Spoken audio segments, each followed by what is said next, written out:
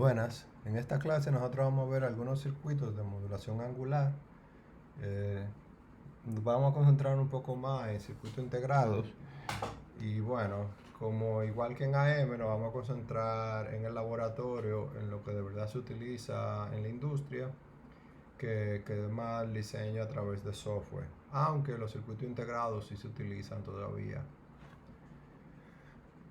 Recordamos que básicamente la diferencia entre la frecuencia modulada y la frecuencia y la modulación por fase es cuál de las dos tú estás modificando de forma directa. Si tú estás haciendo una modificación de la señal de información en la frecuencia de la portadora o en la fase, ¿verdad? Entonces aquí podemos ver cómo se vería ¿verdad? Si nosotros fuéramos a ver el comportamiento de una señal modulada en FM y también cómo se van a ver algunos de los scopes que ustedes utilizarán en el laboratorio, ¿verdad? En el medio nosotros podemos ver lo que es la portadora, la cual normalmente en el tipo de modulación se puede generar a través de un cristal o yo creo que ya no a través de un circuito LC. Básicamente aquí estaríamos utilizando un cristal y se utiliza un circuito que pueda modificar su inductancia, ¿verdad? O que pueda modificar del cristal para que a través del valor de cambio de voltaje entonces tú puedas tener cambios en las frecuencias. Aquí, ¿verdad? Si estuviéramos hablando de, por ejemplo, de un circuito RDC, ¿verdad? La capacitancia y por lo tanto la frecuencia va a variar. Entonces aquí si tú pudieras utilizar un diodo variactor, ¿verdad? Donde estaría cambiando su variactancia dependiendo del voltaje que le está entrando. Y entonces ya eso hace directamente un cambio en la frecuencia, ¿verdad? Y de esa forma entonces tú transmites lo que es un cambio en amplitud a un cambio de frecuencia y básicamente ahí ya tú haces la modulación por FM. Aquí nosotros podemos ver un circuito, ¿verdad? Donde aquí tenemos el circuito sintonizado o el oscilador, que nosotros que bajo condiciones normales estaría oscilando a la frecuencia de la portadora, ¿verdad? Entonces aquí cuando tú le entras la señal de información, entonces comienza a variar la capacitancia de este diodo variactor y entonces el cual comienza entonces a fluctuar y comienza a hacer cambios en la frecuencia, ¿verdad? Justo relacionado a los cambios de voltaje que le están entrando de la señal de información. Y ya entonces en la salida, ¿verdad? De una etapa de potencia, pues donde estaríamos amplificando la señal y aquí en la salida ya tú tendrías la salida de FM. Y aquí tú tendrías entonces la entrada, que en este caso es básicamente un micrófono. Si utilizaríamos un cristal, ¿verdad? Que sería lo más recomendable para hacer las oscilaciones, ¿verdad?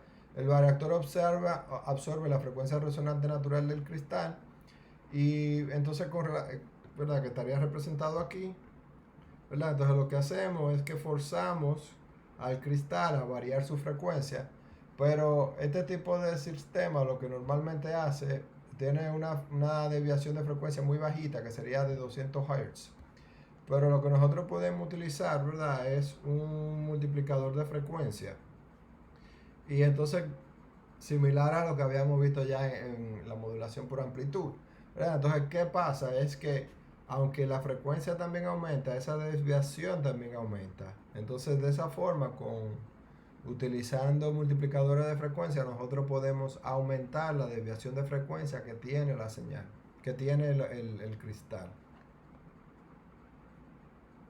Entonces no solamente aumentamos la frecuencia del cristal, pero también la desviación del mismo. Aquí nosotros podemos ver como osciladores controlados por voltaje, ¿verdad? Esto es lo que ya ustedes lo han visto. Estos son transistores que están conectados en diseño multivibrador o flip-flop y básicamente van cambiando dependiendo del voltaje de entrada. Estos son circuitos sencillos para hacer una modulación por frecuencia. No necesariamente lo van a encontrar en el campo ya, esto es tecnología bien antigua. Pero que sí pueden encontrar, ¿verdad? Ya son circuitos integrados, por ejemplo, como el NE566, básicamente, donde nosotros tenemos vamos a decir, ese tipo de diseño a lo interno del circuito integrado. Y lo que tenemos que saber entonces es dónde entrarle las diferentes señales, ¿verdad? Entonces,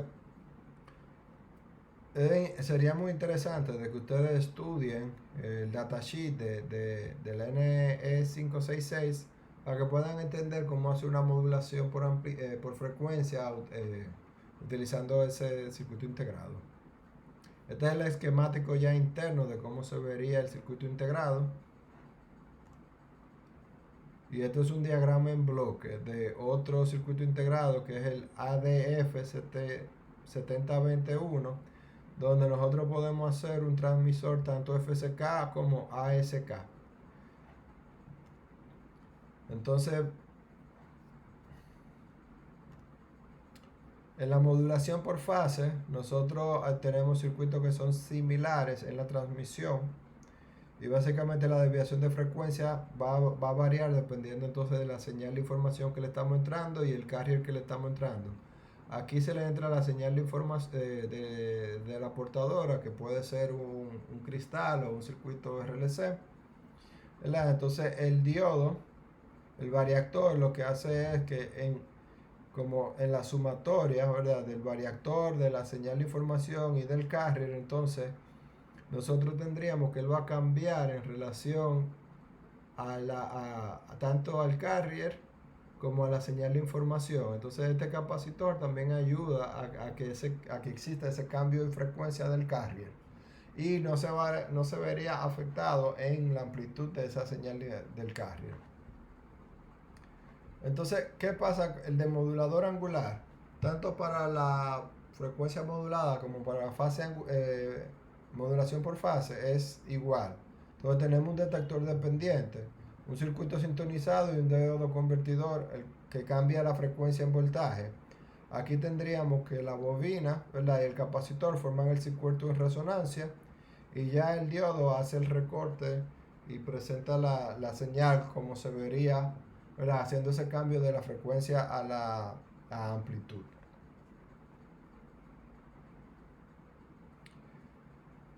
De las aplicaciones más interesantes es lo que es el Phase Lock Loop, ¿verdad? Y esto básicamente es un comparador de señal con la salida del VCO. Entonces lo que él hace es que tú le entras por un lado la señal de frecuencia modulada o de fase modulada que tú quieres demodular.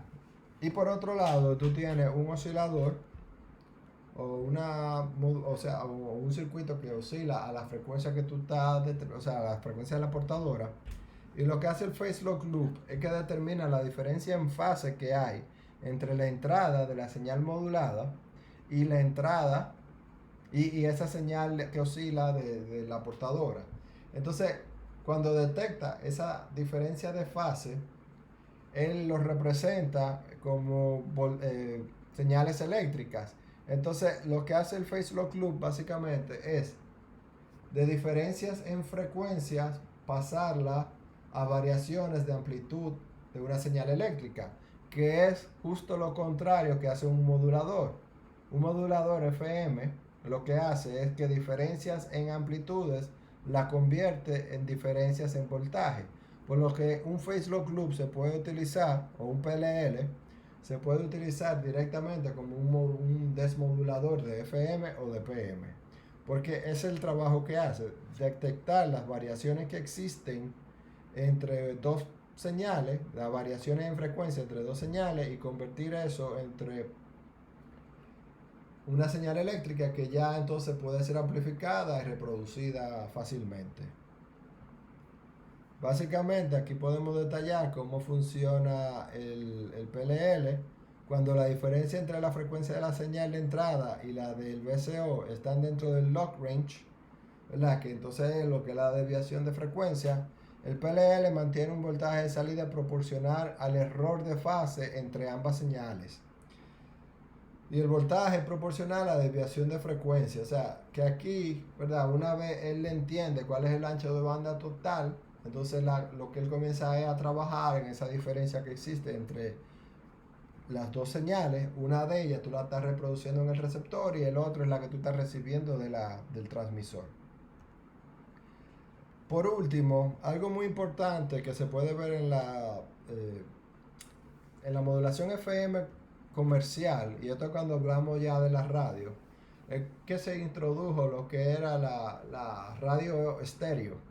Y básicamente lo que se podía hacer era tener dos canales de información para poder escuchar, vamos a decir, el lado derecho y el lado izquierdo en el radio. ¿Verdad? Pero ¿qué pasa? Que cuando se diseñó el sistema de FM estéreo tenía que ser compatible con el no estéreo. Por lo que se tenía que enviar por igual la señal mono, ¿verdad? Donde teníamos una sumatoria de la señal de lo que se oye en la izquierda y lo que se oye en la derecha.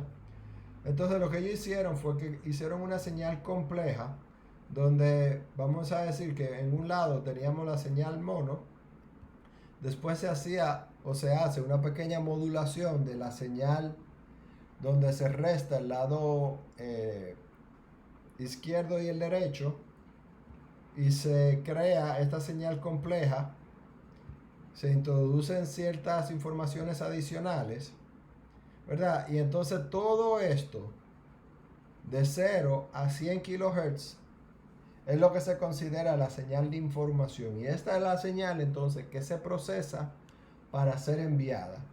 La estrategia de esto es que si yo tengo la señal del lado derecho más el lado izquierdo y por otro lado tengo la señal del lado izquierdo más menos el lado derecho, ya con una sumatoria de señales, estratégicamente yo puedo determinar el lado izquierdo y el lado derecho por separado. Por ejemplo, si yo solamente quiero tener el lado izquierdo, yo sumo esta señal con esta señal, ¿verdad? Entonces, izquierdo más derecho, más izquierdo menos derecha, me eliminan toda la derecha, entonces me queda dos veces el lado izquierdo. Si yo quiero el izquierdo, entonces lo que yo hago es que resto estas dos señales. Entonces lo que me quedaría es lado izquierdo más lado derecho menos lado izquierdo más lado derecho, el cual eliminaría el lado izquierdo y solamente me queda el doble lado derecho y ya el receptor entonces tiene las dos señales por separado. En el laboratorio nosotros vamos a trabajar más en fondo con este tema y lo van a poder desarrollar y entenderlo mejor.